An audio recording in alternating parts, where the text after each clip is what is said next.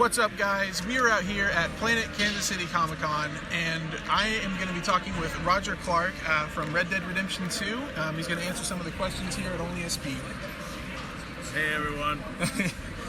So, how's it been? Your first U.S. con, you said that, right? Yeah, we were out in Kuwait about 2 months ago, and this is the first one we've done in the U.S., and I didn't know what to expect.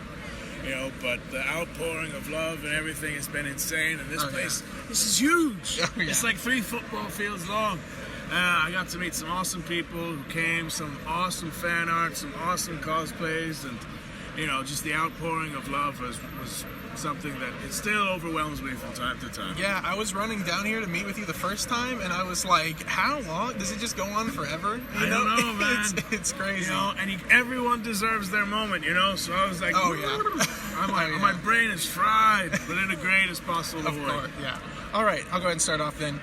I heard in another interview that you played the first Red Dead Redemption before you knew you got the part of Arthur. Yeah. So what kind of games do you play in your spare time? I used to be a gamer loads, but when I graduated college, I kind of stopped because I didn't have the time and whatnot. But before, I always was into single player. Final Fantasy, Resident Evil 2 when I was in college, the original GTA, looking down like that. Oh, yeah. Just the fact that you could change the radio station. Back then, to me, that was like, oh my God, I can't believe it's like it. Real life. I must have sat for like almost 2 days straight, just playing and playing and playing. And when I finally left the house, I'm walking to get some food, and I hear a car coming up behind me, and I'm convinced it's going to go up on the curb and run me over, because that's what I'd been doing for the last 36 hours. So I was... Yeah, single player all the way. I mean, online, I'm just not good enough, man. The kids these days are too fast. I feel you. So I just go on and get my butt kicked, and then they tell me to do things to my mother. It's all good, I guess. Yeah. So how was preparing for Arthur different from other roles you've done in the past? So I know this is, if I remember correctly, your first really major video game role, especially because you're that lead character. Yeah, it was the first time I was the playable character. Right. I did mocap before, about maybe 13 years ago, and that was the first time I really got exposed to the medium. Mm-hmm. But yeah, the first time I was the playable character. This guy's loud, so I'll speak up. Sorry about that. So, before that, the majority of my work had been theater, voiceover, the odd little bit of film and television thrown in. This is different though, because the player, I think, identifies with you a lot faster because they typically are you, Yes. And they have a lot more control over your behavior than it would do on theater, for example, whereas they're just like a passive spectator, Here they're a willful participant. So that's kind of got to inform your performance a little bit, I think. And I was just trying to come up with something that was honest, but yet had enough ambiguity so that if the player wanted to make Arthur a total bastard, my performance would make sense. Right. But if he wanted to play Arthur like a real honorable outlaw as well, it would still make sense in some sort of honest way. So that was the biggest challenge, I think, doing mocap as the playable character.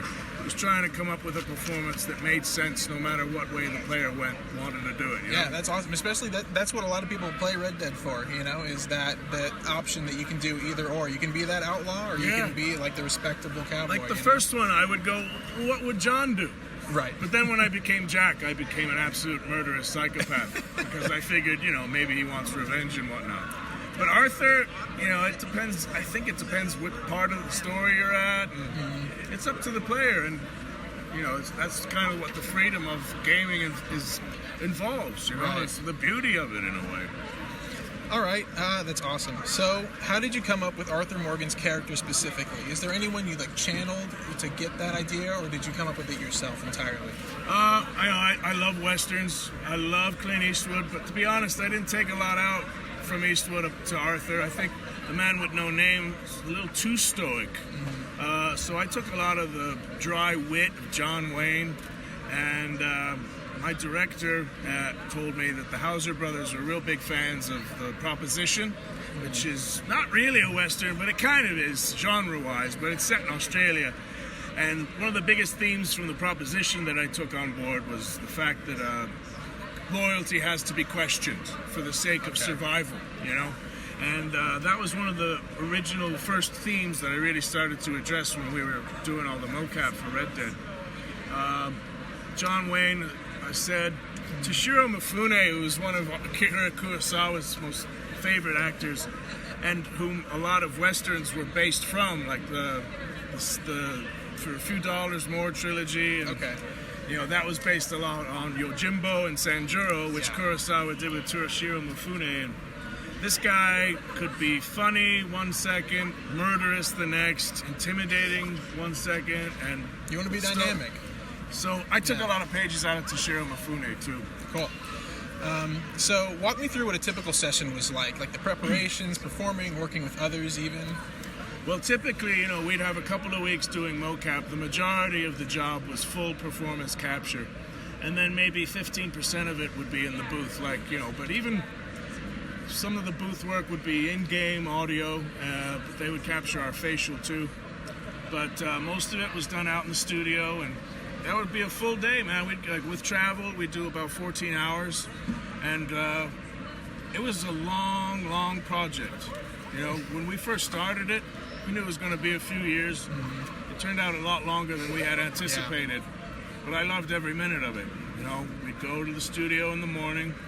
I'd put on the mocap suit, and we would work on whatever scenes had to be done that day. Typically, we'd push out between half a dozen to a dozen a day, you know. And we got to know each other really well. The crew, the cast, a lot of the returning actors would come, who are gang members, you know, people like Benjamin Byron Davis and Stephen Palmer and my wonderful colleague Rob Weedoff.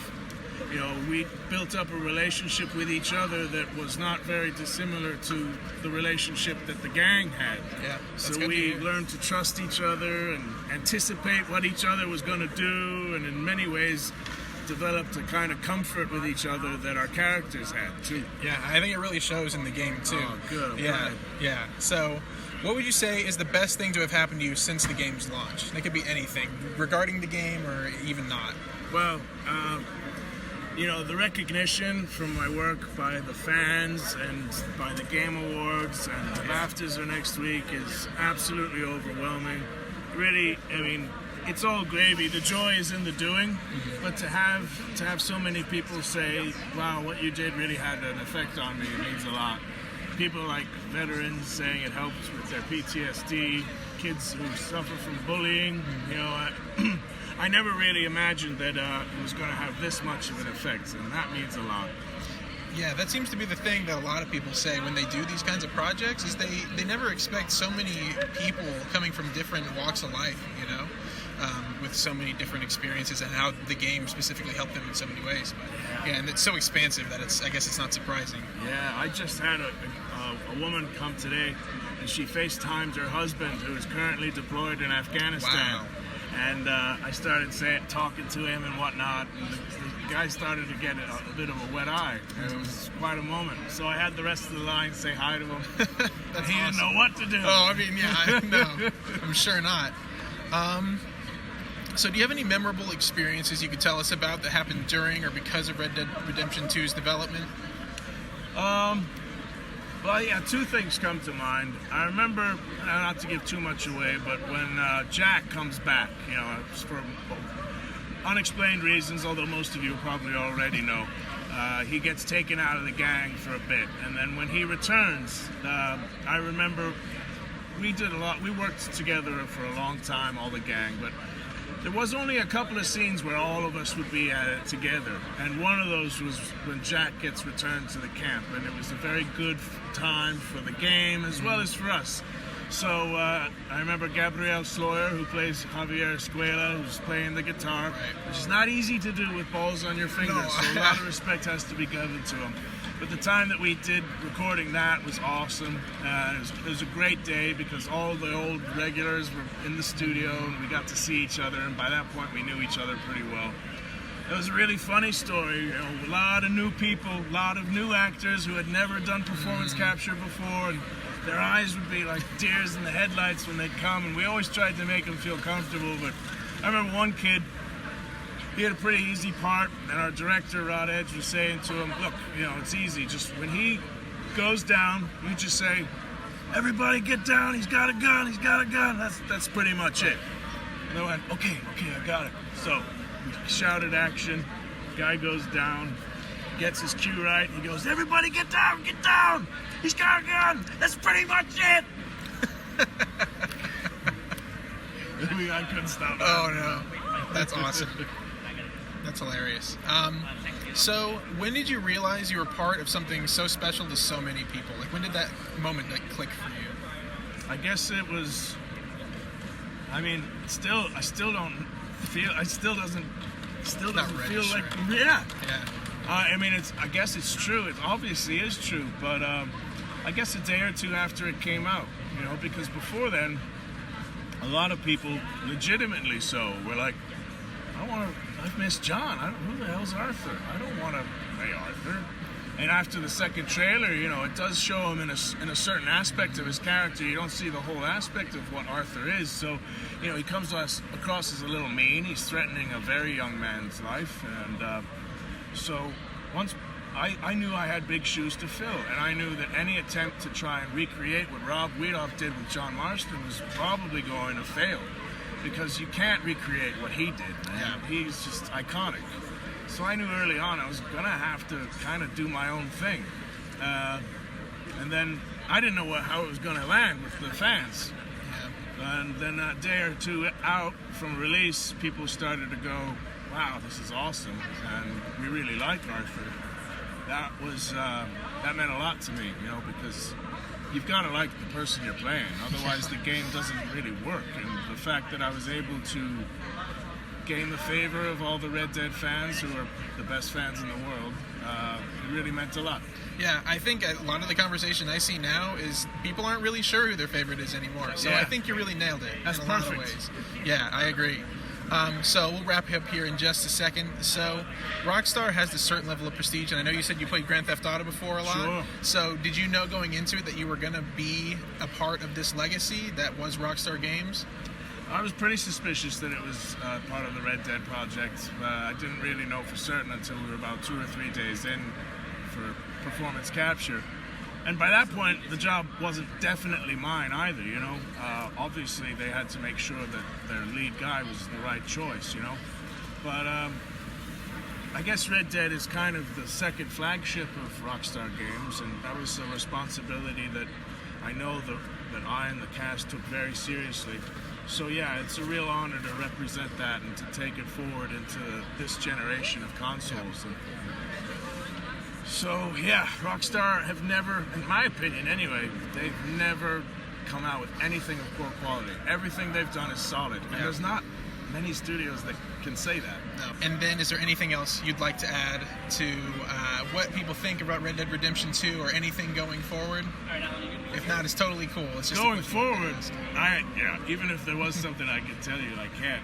I'm looking forward to more online stuff, and more and more people are getting the game, and we're only 5 months out of the gate, and this game is so massive. There's so many more things to discover. It's going to be there's going to be a long time before we really understand the full scope of this thing, I think. We'll see. All right, cool. Well, thank you so much, Roger, for talking with me. I really appreciate it. No, my pleasure. Yeah. Thanks, everyone. Make sure you keep checking in with OnlySP for all the single-player news you need to know.